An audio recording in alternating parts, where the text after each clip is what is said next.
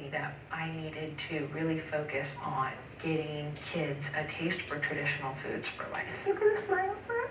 How have we not already grasped onto this concept? It's not just about the nutrient content, it's about being out and harvesting the foods and getting that physical activity.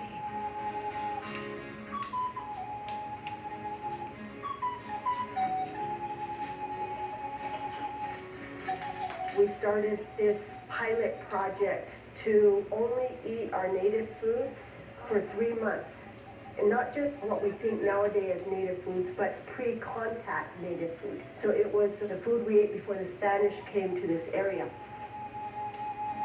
I got 14 volunteers and they agreed to get blood tests done at the beginning of the diet and then after 3 months. We had a range from diabetic people to pretty healthy people, to heart disease, to obesity. All of us were searching and learning and asking questions, and we were all afraid, like, are we gonna starve to death? Thank you all for coming. Thank you for daring to do this. I'm so excited on so many levels. I realized that a lot is happening fast, and I wanted people to take down notes. Hopefully we'll gather many times to share food and learn more and more about what foods we can eat and not eat. The food that we eat today is nothing like the food that we ate in the past. Some of the stuff that's considered traditional native food is very recent. Things like fry bread don't have much of a history at all. The main ones, of course, are beans, corn, squash, piñons, wild spinach, and just tons of different plants that surrounded us and were not actually cultivated.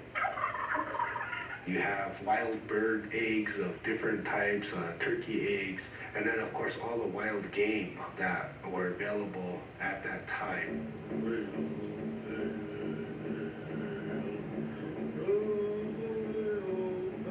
Buffalo hunt. We went to a herd up north and picked out a buffalo and they butchered it for us. The group ate that buffalo and whatever we could find to help with our diet, because there's nothing like it out there of our pre-contact food.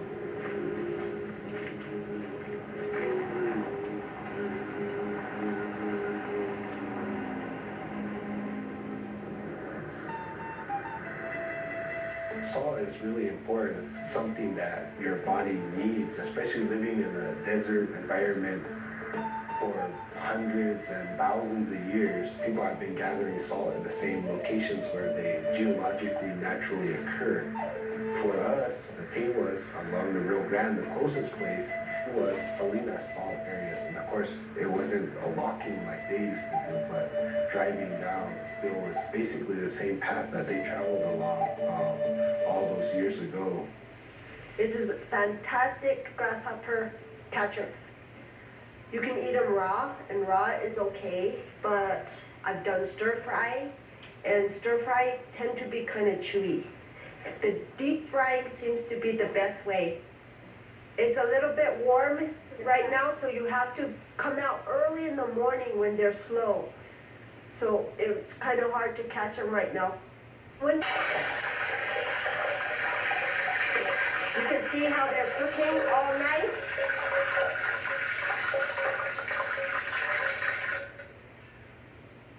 If you had a plague, you could live off of these. For the Pueblo people here, and Navajo and some Ute, any animal that roamed around here was part of our diet. You could survive on these because they're high protein, they're very rich source of food. One of our dishes was in English translated as paper bread, and it's paper thin and it crumbles when you eat it, and it's absolutely delicious. Here at Santa Clara, we lost that tradition. There were no more women making this kind of bread anymore. We contacted some Hopi women that were generous enough to come out and give us some classes on how to make this picky bread again. This was our first unleavened bread out of blue corn or white corn cooked on stones. Going back to Santa Clara after practicing this method, it became very, very clear how important these ancestral lifeways are, not just for history or the past, but for our future. In here, let's look and see what we are going to.